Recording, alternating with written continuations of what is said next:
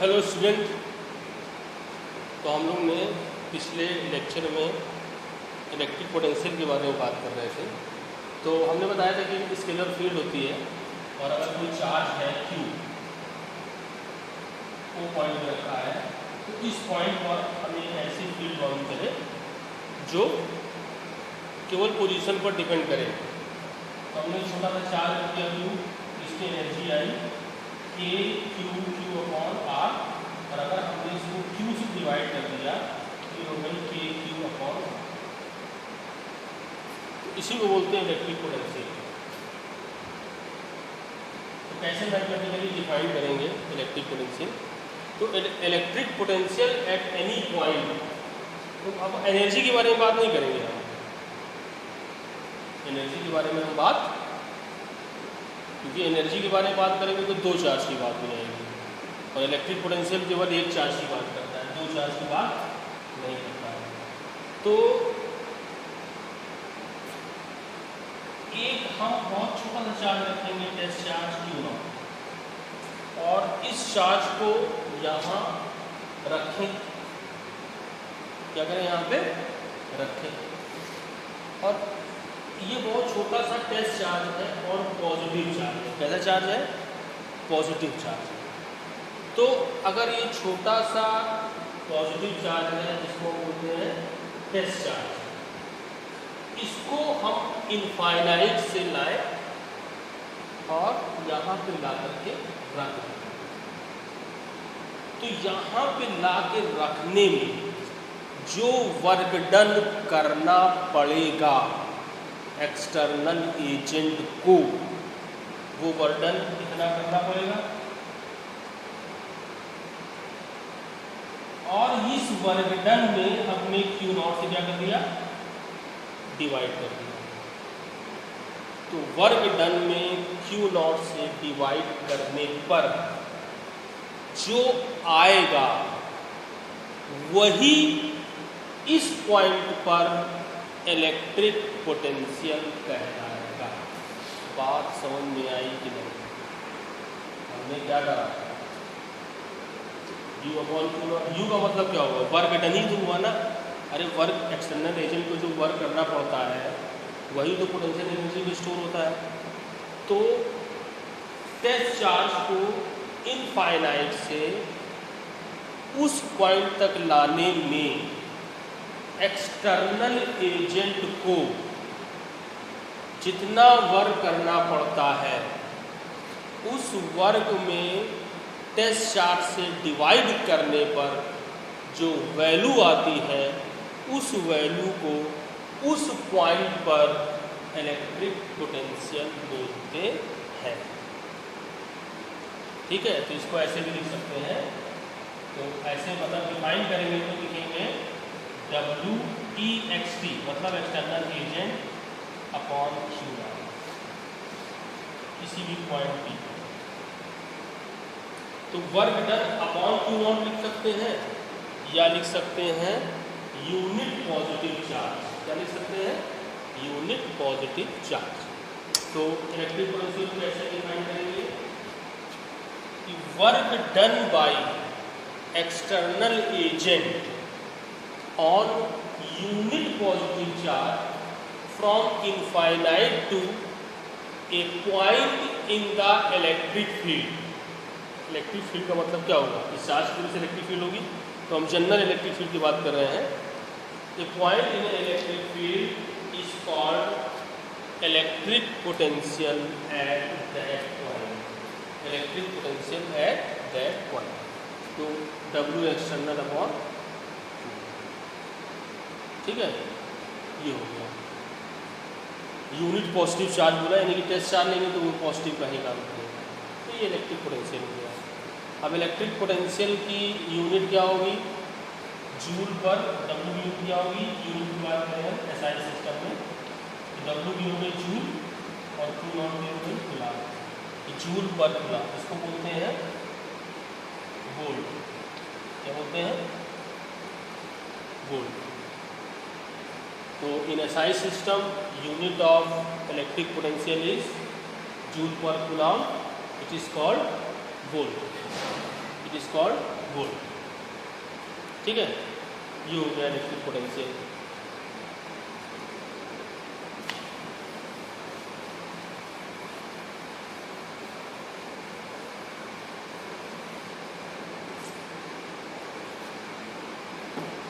तो electric potential due to a point charge,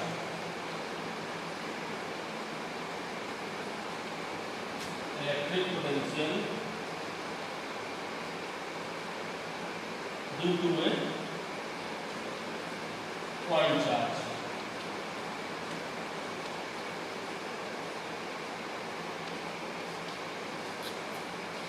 electric potential due to a point charge. तो point charge की वजह से electric potential क्या होगा? तो एक ओ पे पॉइंट चार्ज रखा है, पॉइंट ओ पर, और ये आर डिस्टेंस पे हमें इलेक्ट्रिक पोटेंशियल फाइंड आउट करना है। तो हम टेस्ट चार्ज देंगे यहाँ पे इनफाइनाइट पे, और इसको इनफाइनाइट से पी पॉइंट पर लेके आएंगे। जो वर्डन करना पड़ेगा उस वर्डन को पर यूनिट चार्ज ये क्या कहलाएगा? इलेक्ट्रिक पोटेंशियल कहलाएगा।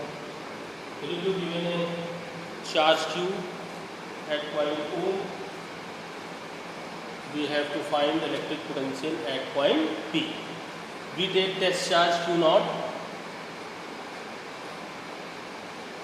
and we calculate the work done by external agent on test charge from infinite to at point P. Then work done is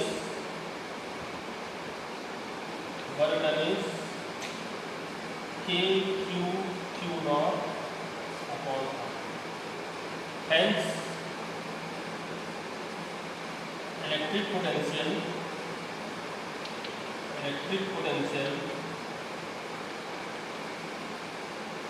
VP is equal to KW upon Q naught, KQ naught upon Q naught is equal to KQ upon electric potential.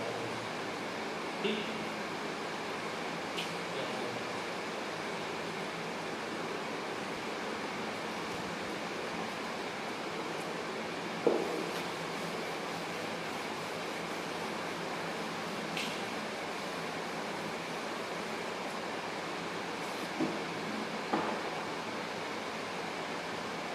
अब electric potential difference की बात करते हैं।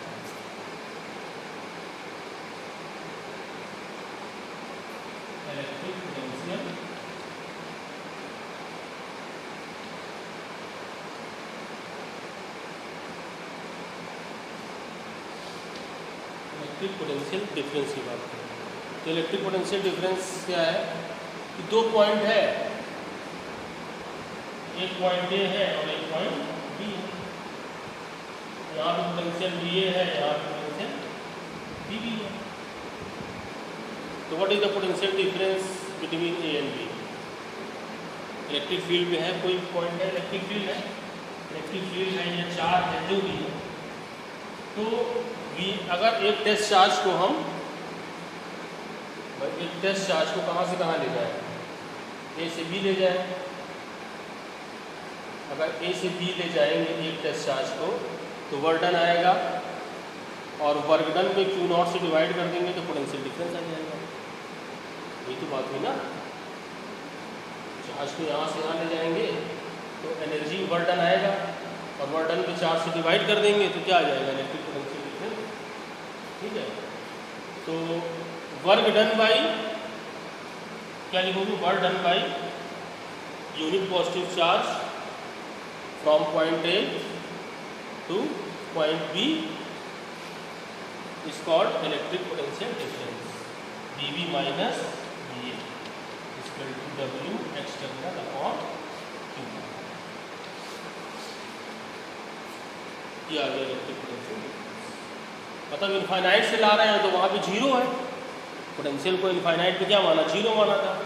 और अगर हम किसी point A से बी ला रहे हैं तो वहाँ पे जीरो नहीं है तो पोटेंशियल डिफरेंस आ जा रहा है।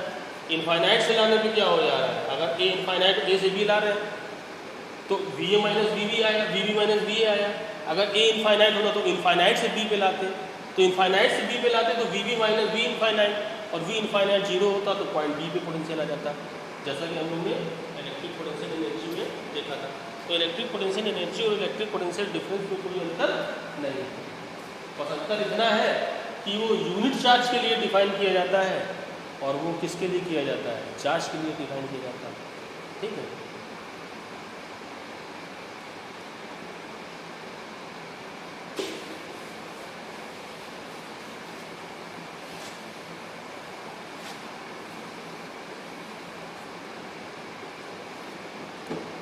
यूनिट क्या थी, 1 वोल्ट थी। 1 वोल्ट इक्वल टू क्या हो गया,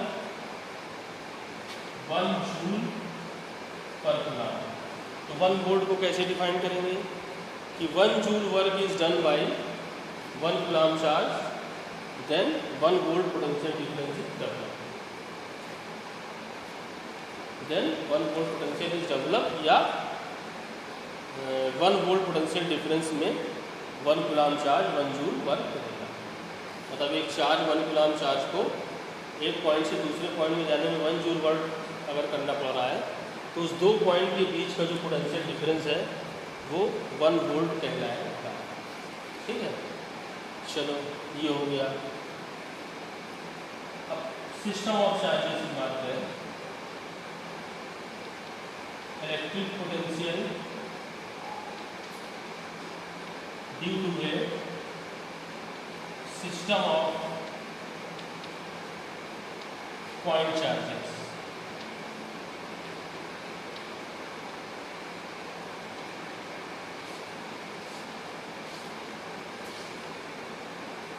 तो सिस्टम ऑफ पॉइंट चार्जेस में बहुत ज़्यादा चार्जेस हैं, 10, 15, 20, 25, 30। हम 4 चार्ज ले लेते हैं, Q1 ले लेते हैं, Q2 और एक Q3 और एक Q4 और एक Q5 ले लेते हैं। और इस पॉइंट पे इलेक्ट्रिक पोटेंशियल निकालते हैं, ये Q2 से ये Q1 से, ये Q3 से, ये Q4 से, ये Q5 से, ये R1 है, ये R2 है, ये R3 है, ये R4 है, 4 चार्ज हो जाता है। तो एक टेस्ट चार्ज को इनफाइनाइट के अलावा जो वर्क डन करना पड़ा वही क्या हो गया, उस पॉइंट पोटेंशियल हो गया। तो वर्क डन Q1 की वजह से फोर्स लगेगा तो वर्क डन करना पड़ेगा, Q2 की वजह से फोर्स, तो Q1 की वजह से जो फोर्स रहेगा तो वर्क डन जो करना पड़ेगा तो करना पड़ेगा कि Q1 अपॉन Q0, के Q1 अपॉन R1। अरे यूनिट पॉजिटिव चार्ज है ना, और Q2 की वजह से के Q2 अपॉन R2 प्लस के Q3 अपॉन R3 प्लस के Q4 अपॉन R4। तो ये सिस्टम ऑफ पॉइंट चार्जेस की वजह से इलेक्ट्रिक पोटेंशियल है।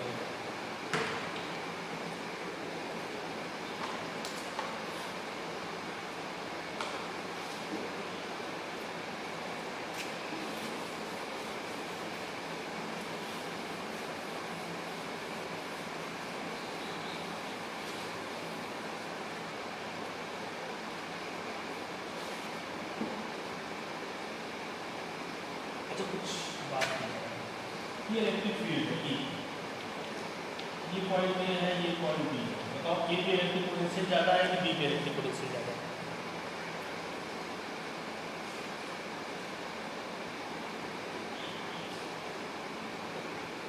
देखो इलेक्ट्रिक पोटेंशियल की अगर हम बात करें तो यूनिट पॉजिटिव चार्ज को हम इनफाइनाइट से लाएंगे तो इलेक्ट्रिक फील्ड की वजह से इसको इधर फोर्स लगेगा, तो ए तक लाने में वर्डन ज़्यादा करना पड़ेगा, बी तक लाने में वर्डन कम करना पड़ेगा। तो ए पे इलेक्ट्रिक पोटेंशियल ज़्यादा होगा, बी पे इलेक्ट्रिक पोटेंशियल कम होगा। मतलब इलेक्ट्रिक फील्ड है तो इलेक्ट्रिक फील्ड की वो जितना हम इधर जाएंगे, इलेक्ट्रिक फील्ड की डायरेक्शन में जितना हम इधर जाएंगे इलेक्ट्रिक पोटेंशियल उतना कम होगा, और जितना हम इलेक्ट्रिक फील्ड के अपोजिट जाएंगे इलेक्ट्रिक पोटेंशियल उतना ज़्यादा होगा। तो V A is greater than B. ठीक,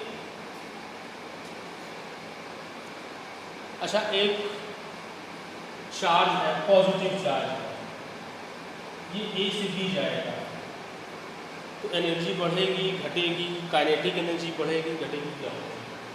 तो ये ए से बी जा रहा है तो हाइयर पोटेंशियल से लोअर पोटेंशियल जा रहा है। अगर हाइयर पोटेंशियल से लोअर पोटेंशियल जा रहा है तो यानी कि इसकी एनर्जी ए पे ज़्यादा थी और बी पे एनर्जी क्या है? कम है। एनर्जी बराबर क्या होता है? एनर्जी बराबर Q इंटू वी, V बराबर U upon Q, W upon Q, W मतलब U, तो U इक्वल टू क्या हो गया? Q इंटू, तो Q इंटू वी का मतलब ये हुआ कि जो पॉजिटिव चार्ज है यहाँ से अगर यहाँ जाएगा तो इसकी पोटेंशियल एनर्जी क्या होगी? डिक्रीज होगी। और अगर पोटेंशियल एनर्जी डिक्रीज होगी तो क्या होगी? काइनेटिक एनर्जी इंक्रीज होगी। तो kinetic energy increases, potential energy decreases. इसके उल्टा अगर बी से ए जाएगा तो क्या होगा? तो पोटेंशियल एनर्जी बढ़ेगी और काइनेटिक एनर्जी घटेगी। अगर काइनेटिक एनर्जी है तो मान लो अगर बी स्पीड से आया है यहाँ बी पे बी स्पीड से, तो ए तक आते आते उसकी स्पीड क्या हो जाएगी? घट जाएगी। क्यों घट जाएगी? क्योंकि पोटेंशियल एनर्जी बढ़ जाएगी और काइनेटिक एनर्जी घट जाएगी। मान लो उसके पास काइनेटिक एनर्जी 0 है तो वो यहाँ से यहाँ नहीं आ सकता। यहाँ से यहाँ आने में क्या होगा? इस पर एक एक्सटर्नल एजेंट से वर्क कराना पड़ेगा ताकि उसकी एनर्जी बढ़ सके, यानी कि हमको उसको एनर्जी देनी पड़ेगी। अगर एनर्जी नहीं है और वो हाइयर एनर्जी में जाना चाहता है तो हमें एनर्जी देनी पड़ेगी। अगर उसके पास काइनेटिक एनर्जी है तो काइनेटिक एनर्जी घट जाएगी और जो घटी हुई काइनेटिक एनर्जी है वो पोटेंशियल एनर्जी में कन्वर्ट हो जाएगी। समझ में आ रही है बात? तो लो से हाई एनर्जी जाने में एनर्जी देनी पड़ेगी और हाई से लो जाने में एनर्जी रिलीज होगी in the form of kinetic energy, या अगर नॉन कंजर्वेटिव फोर्स है तो in the form of heat energy. Heat में भी कन्वर्ट हो सकता है। अच्छा चलो ए बी की बात किया था तो ए की पोटेंशियल ज़्यादा है, बी की पोटेंशियल कम। अगर माइनस चार्ज की बात करें, माइनस क्यू चार्ज है तो माइनस क्यू चार्ज ए से बी जाएगा, एनर्जी बढ़ेगी घटेगी बताओ? तो देखो एनर्जी यू में क्या होगी? Minus Q into V A. तो अब ये माइनस एनर्जी है, यू बी क्या है? Minus Q into V. तो वी ए ज़्यादा है, वी बी कम। तो ये ज़्यादा है निगेटिव में तो यू ए कम हो गया, यू बी क्या हो गया? ज़्यादा हो गया। बात समझ में आ रही है? मान लो वी ए है 10 वोल्ट, वी बी है 20 वोल्ट, तो ये माइनस 10 क्यू हो गया, ये माइनस 20 क्यू हो गया। तो माइनस 20 क्यू कम है और माइनस 10 क्यू ज़्यादा है, तो एनर्जी घट गई। अब क्या हो गया? एनर्जी घट गई। सॉरी ए से बी गया ना, हाँ, तो एनर्जी घट गई। सॉरी ए तो ज़्यादा है ना यहाँ पे, V A is greater than B. तो मान लेते हैं वी ए जो है 20 है तो ये बराबर क्या हो गया? माइनस 20 मान लो 2 कूलम है तो माइनस 40 हो गया। और यू बी कितना हो गया? माइनस 10। तो पोटेंशियल एनर्जी घटी बढ़ी? बढ़ गई। पोटेंशियल एनर्जी क्या हो गई? बढ़ गई। तो अगर माइनस चार्ज इधर से इधर जाएगा तो एनर्जी बढ़ेगी। जाहिर सी बात है अगर निगेटिव चार्ज है तो इस पर फोर्स इधर लगेगा, इस पर फोर्स इधर लगेगा तो इसको इधर से इधर जाने के लिए या तो उसके पास काइनेटिक एनर्जी हो या फिर हम एक्सटर्नल एजेंट से इसको यहाँ से यहाँ तक लेकर के आए। अगर एक्सटर्नल एजेंट से यहाँ तक लेके आएंगे तो इसकी एनर्जी क्या होगी? बढ़ेगी। देखो माइनस 40 से क्या होगा? माइनस 20 होगा। तो एनर्जी अगर निगेटिव चार्ज के लिए उल्टा होगा तो निगेटिव चार्ज जो है वो हाई से लो मूव करेगा तो एनर्जी बढ़ेगी और काइनेटिक एनर्जी घटेगी। और पॉजिटिव चार्ज अगर ए से बी मूव करेगा तो एनर्जी घटेगी और काइनेटिक एनर्जी क्या होगी? बढ़ेगी। ठीक है, तो ये था।